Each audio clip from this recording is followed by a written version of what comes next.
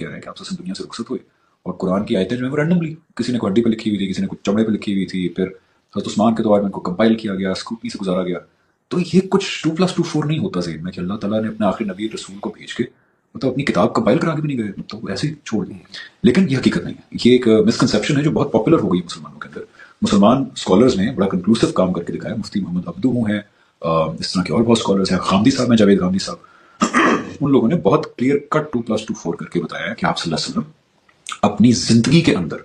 कुरान जिस ऑर्डर में हमारे पास मौजूद है उस तरह उसको पढ़वा के लिखवा के फिर दुनिया से रुखसत हुए थे। ये आखिरी 2 साल जो आप सल्लल्लाहु अलैहि वसल्लम के थे, उन दोनों सालों में हजरत जिब्राइल ने आके कुरान को इसी ऑर्डर में आप सल्लल्लाहु अलैहि वसल्लम को पढ़ाया। आप सल्लल्लाहु अलैहि वसल्लम ने आगे सहाबा को पढ़ाया, ज़ैद इब्न थाबित वहां पे मौजूद थे, उन्होंने तो लिखा भी इसको कहा जाता है अर्ज़ा अखीरा की किरात। ये आखिरी 2 साल आप सल्लल्लाहु अलैहि वसल्लम ने ये काम किया और फिर दुनिया से रुखसत हुए। इसको फिर हजरत अबू बकर के दौर के अंदर एक किताब की शक्ल भी दे दी गई, और इस किताब को फिर हजरत उमर के दौर में आप सल्लल्लाहु अलैहि वसल्लम की एक ज़ौजा मोहतरमा थी हजरत हफ्सा गालिबन, उनके पास इस किताब को रखवा दिया गया। हजरत उस्मान के दौर में सिर्फ ये हुआ था कि मुसलमान एम्पायर बहुत बड़ी हो गई थी और कुछ दूर दराज के इलाकों के अंदर कुरान पढ़ने के अंदर कुछ इख्तलाफात हो रहे थे। तो